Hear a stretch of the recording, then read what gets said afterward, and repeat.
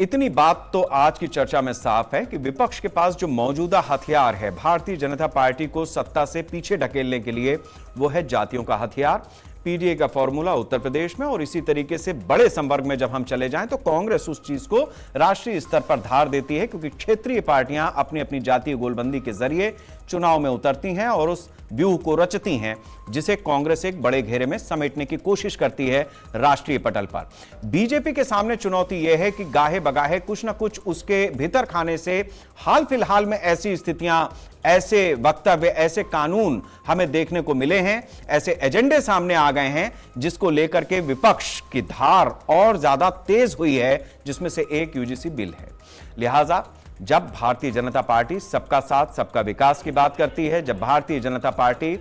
सब पर भारी होने की बात करती है, तो फिर उसे सोचना होगा कि इस वजन से कहीं उसका अपना कद दब ना जाए,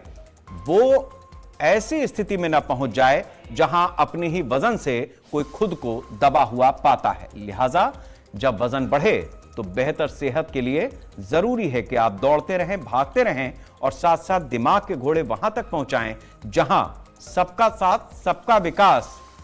वास्तव में होता हुआ भी दिखे और हुआ भी हो।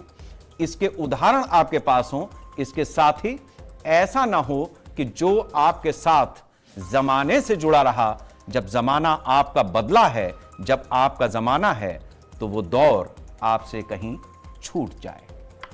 नमस्कार।